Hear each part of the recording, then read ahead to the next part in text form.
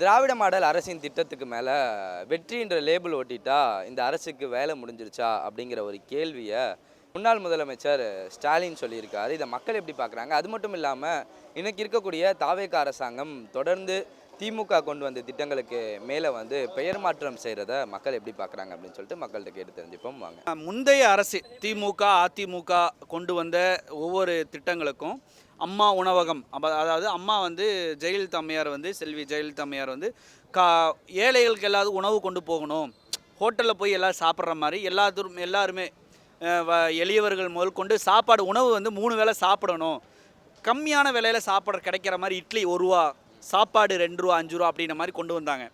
அது தனி அடையாளமாக இருந்தது. அம்மா திட்டம் உணவு திட்டம்னு கொண்டு வந்தாங்க. அந்த மாதிரி புதுசாக ஏதாவது இவர் விஜய் சார் கொண்டு வந்து அதுக்கு ஒரு பேர் வச்சுருந்தாரு. அவருடைய பேரே வச்சுருந்தாலும் வெற்றினாலே விஜய் அவருடைய அர்த்தம் தான் காட்டுது. இது எல்லாத்துக்குமே தெரியும். தமிழக வெற்றி கழகன்றது அவர் கட்சியுடைய பேரை தான். எப்படி ஜனநாயகத்தில் டிவிக்கு தளபதி வெற்றி கொண்டான்னு வச்சார், அவர் பேரை அவரே வச்சுக்கிட்டார். எச் வினோத் சார் டைரக்டர் இல்லை, அந்த படத்துக்கு டைரக்டர் யாருன்னு பார்த்தோம்னா அது எல்லாத்துக்குமே தெரியும். விஜய் சிஎம் விஜய் சார் தான். எலெக்ஷனும் நம்மளுக்கு தான், கலெக்ஷனும் நம்மளுக்கு தான் அப்படின்றதுலாம் நிறைய பேர் டைலாக்லாம் பேசுனாங்க. இது பட்ஜெட்டாகவே தெரில. எப்படி இதை இப்போ எடுத்துக்கிறதுனா, முந்தைய ஆட்சியில் என்னென்ன திட்டங்கள் கொண்டு வந்தாங்களோ அந்த திட்டங்கள் பேரை குறிப்பாக ஒரு தாய்மானவர் திட்டம் அதை பொது நிதியாக மாற்றினாங்க. தேவையில்லாதது ஒன்று. இது மாதிரி எல்லா திட்டங்களையும் அறிவிப்புகளை பார்த்தீங்கன்னா பெரும்பாலான திட்டங்களை வெற்றி திட்டம் அந்த திட்டங்களை பூரா திட்டங்கள் அதே தான். ஆனால் இதை பேர் மாற்றுறதுனால என்ன ஒரு பெரிய விழிப்புணர்வு வந்துட போகுது, பெரிய மக்களுக்கு என்ன வாய்ப்பு கிடச்சிட போகுது.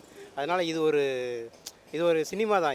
இது ஒரு சினிமா தான். இது சினிமாவில் இந்த நம்ம ட்விஸ்ட்டுன்னு சொல்லுவாங்கள்ல, அது மாதிரி அவர் ஒரு கதாநாயகன் ஒரு ட்விஸ்ட்டை உருவாக்கியிருக்காரு.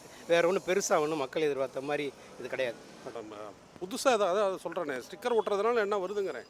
புதுசாக ஏதாவது பண்ணால் நல்லாயிருக்கும். அது பழசை போய் இன்றைக்கி ஸ்டிக்கர் ஒட்டி அது பண்ணுறது அது நாகரிகம் இல்லாத ஒரு இதாக தெரியுது எனக்கு. மக்களுக்கு இது ஒரு நல்லதாக பண்ணுற போல் தெரியல. இதுதான் உண்மையாக தெரியுது. பேர் வைக்கிறது தப்பு இல்லை, ஆனால் புதுசாக திட்டங்கள் ஆரம்பித்து அதுக்கு பேர் வச்சுக்கிடலாம். அது என்னுடைய கருத்து. புதுசாக திட்டங்களில் 5 வருஷம் இருக்கவங்களுக்கு ஆள்றதுக்கு அந்த 5 ஆண்டுகளில் புது திட்டம் கொண்டு வந்து அந்த திட்டங்களுக்கு வெற்றின்னு பேர் வச்சுக்கிடலாம். அதில் ஒன்றும் தப்பு இல்லை. சரியா? இந்த திட்டம் அப்படியே இருந்து போகுது, இருக்கட்டும். இவங்க திட்டம் புதுசாக எத்தனை திட்டம் ஆரம்பித்தாலும் அதுக்கு என்ன பேருனாலும் வச்சுக்கிட்டவங்க அவங்க மக்கள் ஏற்றுக்கிட்டா. அறிவாளிகள் அதிகமாக இல்லை தாவேக்கால அப்படின்றத இதில் முதல் விஷயமா தெரியுது. ஏன்னா ஒரு விஷயத்தை புதுசாக கொண்டு வந்துட்டு அதுக்கு பேர் வைக்கிறது தான் புத்திசாலித்தனம். அறிவாளின்னு சொல்லுவாங்க. இப்போ சயின்ஸ் ரீதியாக யாராவது சயின்டிஸ்ட் நிறைய புதுசாக ஏதாவது பொருள் கண்டுபிடிக்கிறாங்க. இப்போ உதாரணமாக ஏபிஜே அப்துல் கலாம் அக்னி 5 அப்படின்னு ஒரு இந்தியாவை பார்த்து மற்ற நாடுகளை கடந்த மாநிலங்களை பயப்படுற அளவுக்கு ஒரு புதிய ஆயுதத்தை கண்டுபிடிச்சார் ஏபிஜே அப்துல் கலாம். அதுக்காண்டி தான் அவர் குடியரசுத் தலைவர் நிறைய மரியாதைலாம் கொடுத்தாங்க மத்திய அரசு. இந்தியாவே போற்றக்கூடிய அளவுக்கு அவருடைய அறிவு இருந்தது. அதனால தான் அவரை போட்டு குடியரசுத் தலைவர்னு ஒரு பதவியை கொடுத்தாங்க. வேறு எதுக்காண்டி கொடுத்தாங்க. அந்த மாதிரி டிவிகேல தாவேகா புதுசாக கட்சி ஆரம்பித்து புதுசாக 2.5 வருஷத்தில் ஒரு முகம் எல்லாத்துக்கும் தெரியும். அதாவது வீட்டில் எல்லாத்துக்கும் வந்திருக்கிறேன் அப்படின்னு சொன்னார். வீட்டில் எப்படி வந்தாருன்றது அது அவரே சொல்லிட்டார். குழந்தைங்க மூலிமா வந்துட்டோம், டிவி சினிமா ரீல்ஸ் மூலிமா வந்துட்டோன்றதை நாமெல்லாம் சொல்ல வேண்டியதில்லை, விஜய் சாரே சொல்லியிருக்கார். ஒவ்வொரு மேடையிலையும் பாருங்கள், அவர் நான் குட்டீஸ்களுக்கு தான் அதிகமாக நன்றி செலுத்துவார். குட்டீஸ்க்கு ஏற்ற மாதிரியான திட்டங்களை வருங்காலத்தில் அவர் கொண்டு வருவாரா இல்லைன்னு தெரியல. ஆனால் புதுசாக ஏதாவது திட்டத்தை அவங்கள்ட்ட அவரும் யோசிக்கிற அளவுக்கு டேலண்ட் இல்லை, அது அவரே சொல்லிட்டார். இது இதெல்லாம் சொன்னதெல்லாம் நான் சொல்லலை, சிஎம் விஜய் சாரே நிறைய மேடைகளை ஐயோ எனக்கு அரசியலை பற்றி ஒன்றுமே தெரியாது, மக்களை பற்றி எதுவுமே தெரியாது அப்படின்னு நிறைய மீட்டிங்கில் சொல்லியிருக்காரு. இப்போ 2 வருஷத்தில் மட்டும் என்ன தெரிஞ்சிருக்க போகுது? நிச்சயம் அந்த கருத்து ஏற்புடையது தான். அது ஸ்டாலின் மட்டும் இல்லை, நீங்கள் அந்த திட்டத்தை உங்களுக்கு எல்லாருக்கும் தெரியும், மக்களுக்கு தெரியும். அது திட்டம் பொது விநியோக திட்டம்னா என்ன? இப்போ ஒரு உதாரணத்துக்கு சொல்லணும்னா, ரேஷன் பொருள் வீட்டுகளுக்கு போகுது, அதுக்கு தாய்மானவன் திட்டம் கொடுத்தாங்க. திட்டம் அதே தான். வீட்டுக்கு போகிற ரேஷன் பொருள் தாய்மானவன் பேர் இருந்தானே, அதை ஒரு பேர் மாற்றிருக்காங்க. அது மாதிரி இப்போ நிறையா திட்டங்களுக்கு வெற்றி திட்டம் அந்த திட்டம் மாற்றிருக்காங்க. இதனால் இந்த மாத்திர திட்டம் அதே தானே. அது எதுக்கு அப்போ அவர் இப்போ முன்னாள் முதல்வர் சொல்கிறது சரி தானே? அதில் நம்ம தவறான கருத்து இல்லையே. அது திட்டங்கள் அதே தான். திட்டங்களுக்கு அதுக்கு அதை மேம்படுத்தணுமே தவிர, அதை எக்ஸ்டாப்ளிஷ் பண்ணணுமே தவிர, இவங்க என்ன சொன்னாங்களோ கொள்கை அது அஜெண்டாவில் என்ன சொன்னாங்களோ எலெக்ஷன் அஜெண்டா அதையெல்லாம் கை வைக்கவே இல்லை. இவங்க அதெல்லாம் பேசலை. இது என்ன புதுசாக பட்ஜெட்டில் பட்ஜெட் உரையா இல்லை பேர் அறிவிப்பா அப்படின்றதே இல்லாமல் ஒரு சும்மா அதான் சொல்கிறேன் ட்விஸ்ட்டு தான். இது ஒரு சினிமா ட்விஸ்ட்டு. அடுத்த சீன் நல்லா இருக்கும் பாரு, அது மாதிரி வேறு ட்விஸ்ட் பண்ணிட்டு போயிட்டாங்க, வேற ஒன்று. அது என்ன புரோஜனம் இல்லாத இப்படி போகிறதுனால என்ன வருது, அதனால் என்ன இருக்குது, ஒரு ஏதாவது புதுசாக செஞ்சால் பரவாயில்ல, அதனால் ஒன்றும் புரோஜனம் கிடையாதுல்ல. திட்டத்தை பேர் மாற்றுறதா ஒரு வேலையா, அது ஒரு வேலையா, புரியுதா புரியல. அதாவது வேறு ஏதாவது புதுசாக ஒரு திட்டத்தை செஞ்சு அதுக்கு ஒரு நல்ல பேர் வச்சா நல்லாயிருக்கும். ஓட்ட திட்டத்தை பேர் மாற்றுறதோ இது பண்ணுறதோ அதெல்லாம் நல்லதில்லை. அதனால் என்ன புரோஜனம் இருக்குது மக்களுக்கு, அதுதானே மெயினு. திட்டம் புதுசாக வச்சோம்னா அதுக்கு பேர் வச்சோம்னா அது நல்லாயிருக்கும். ஒரு திட்டத்தை பேர் வச்சதை போய் மாற்றுறது இது பண்ணுறதெல்லாம் அது வந்து அதனால் என்ன புரோஜனம் இருக்குது, அதனால் எதாவது நன்மை இருக்கா, ஒன்றும் கிடையாது, வேஸ்ட்.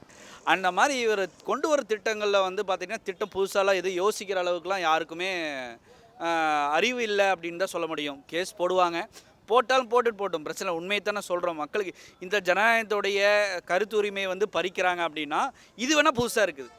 மாற்றம்னாங்க. எது ஒரு மாற்றமாக இருக்குன்னா, முந்தைய அரசில் பேசுனா, அதாவது பகிரங்கமாக மக்கள்கிட்ட ஓப்பனாக வந்து உண்மையை சொன்னோம்னா என்ன செய்வாங்கன்னா எந்த நடவடிக்கை எடுக்க மாட்டாங்க.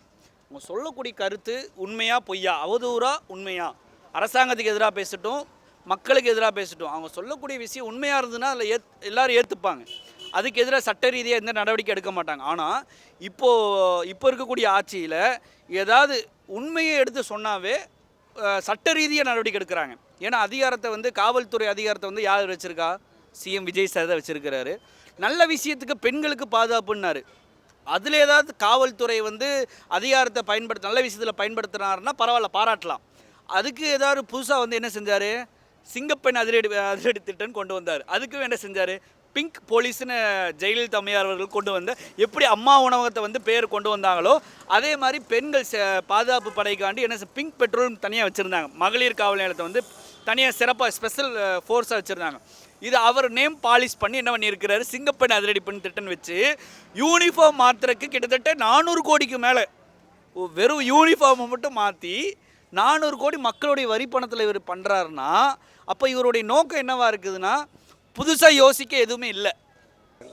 இப்போ இது சினிமா பாணியில் வந்து பண்ணியிருக்காரு அப்படிங்கிறீங்களா, எதை வச்சு சொல்கிறீங்க? சினிமா பாணியில் விஜய் பண்ணி எல்லாமே சினிமா பாணி தான், டோட்டலி சினிமா பாணி தான். உங்களுக்கு நீங்கள் எல்லாம் பாருங்கள், எல்லாருமே இதுதான் எடுக்கிறாங்க, ரீல்ஸ் எடுக்கிறாங்க. எந்த ஒரு அந்த ரீல்ஸில் ஏதாவது பொருள் இருக்கான்னு பாருங்கள், கொஞ்சமாவது ஒரு பொருள் இருக்கணும். ஒரு அமைச்சர் போய் ஸ்கூலில் போயிட்டு அந்த குழந்தையே மிரள்ற மாதிரி கேட்குறாங்க. ஒரு அமைச்சர் போயிட்டு டயரை தட்டி பார்க்குறாரு, லாரி டயரை தட்டி பார்க்குறாரு. ஒரு அமைச்சர் போயிட்டு சரி அமைச்சர்கள் தான் இப்படி அப்படி அப்படின்னு சொன்னால் ஒரு அமைச்சர் இன்னொருத்தர் எங்கேயோ போய் ஒரு முறுக்கு பாக்கெட்டை எக்ஸ்பைரி டேட் கேட்டார். அவர் வந்துட்டு அப்படி ஒரு அமைச்சர் இருக்கார். சரி அவர் தான் அப்படின்னா முதல்வர் என்ன பண்ணுறாரு, போய் மெட்ரோவில் நான் விசிட் பண்ணுறேன் 120 அடியில், இதெல்லாம் முன்னாடியே ஸ்டாலின் நின்றுட்டு வந்துட்டார். அவர் போட்ட திட்டம் அதில் போய் நின்றுட்டு கமெண்ட் பண்ணிட்டு வர்றாரு அவர். ஸோ அவர் போய் விசிட் பண்ணுறாரு. ப்ரைவேட்டில் போயிட்டு கார் கம்பெனிக்கு போடுற நேற்று ஒரு சீன் போடுறாரு, அங்கே போயிட்டு இது பண்ணுறாரு. அங்கே போயிட்டு என்ன பண்ணுறாங்க அப்படின்னா கேமரா அங்கெல்லாம் கரெக்டாக வச்சுருக்காங்க, டைரக்டர் பின்னாடி இருக்கிறாரு. இங்கே சீன் பாஸ் இங்கே வரணும் லொக்கேஷன் கொடுக்குற ஆக்ஷன் கட்டு, இவ்வளோதான். இது ஒரு சினிமா தானே, இது டோட்டல் சினிமா தான். இது அப்போ சட்டசபையும் வந்து சினிமா தான், டோட்டல் ஷூட்டிங் ஸ்பாட்டு தான் அது, ஷூட்டிங் ஸ்பாட்டே தான் அது. ஆமாம், இது மாற்று கருத்தே கிடையாது, ஷூட்டிங் ஸ்பாட்டு தான் அது. ஆமாம், நிச்சயமா. Okay, thanks. ஒருத்தர் சொல்கிறாங்க, ஒருத்தர் அந்த மாதிரி இல்லை. இப்போ கலைஞர் இப்போ வந்து மகளிர் திட்டம்னு இருக்குது, அது வேறு திட்டம் பேர் போடுறாங்க. இப்போ நீங்கள் வந்தாக்கானே நீங்கள் கூட அப்படி தான் செய்வீங்க. இப்போ அவங்க அப்பா பேர் தான் இருக்கணுன்றது வேறு ஒன்றும் இந்த இது இல்லைல்ல. யார் வந்தாங்கன்னா அவங்க பேர் வச்சுக்க போகிறாங்க. இதில் ஒன்றும் மாற்றம் கிடையாதுல்ல. உனக்கு பிடிக்கலன்னா நான் செய்ய போதில்லை, நான் பிடிக்கலன்னா நீ செய்ய போதில்லை, அவ்வளோதான். இதில் ஒன்றும் பெரிய விஷயம் ஒன்றும் கிடையாது, அவ்வளோதான். எல்லாம் ஆட்சிக்கு வர்றவங்க நீங்கள் கூட வந்தீங்களா நாளைக்கு நீங்கள் கூட அப்படி தாங்க செய்வோங்க. இதில் ஒன்றும் பெரிய விஷயம் ஒன்றும் கிடையாது. காலை உணவு திட்டம், முதலமைச்சர் காலை உணவு திட்டம் தானே இருக்குது, அது எதுக்கு இப்போ வந்து அது சத்து உணவு திட்டம்னு மாற்றினார் எம்ஜிஆர், காலையை அவர் போயிச்சார். அது மாதிரி ஆளுக்கு தகுந்த மாதிரி மாற்றிக்குவாங்க, அது ஒரு பெரிய விஷயம் இல்லை, அவ்வளோதான். ஆனால் அது நிறைவேற்றுறாங்களா, அதுதான் நமக்கு தேவை, வேறு ஒன்றும் தேவையில்லை. நான் என்ன சொல்கிறேன், நீங்கள் செய்கிறீங்களா அந்த திட்டத்தை யாரோ வந்து நிறைவேற்றுறாங்களே, அதுதான்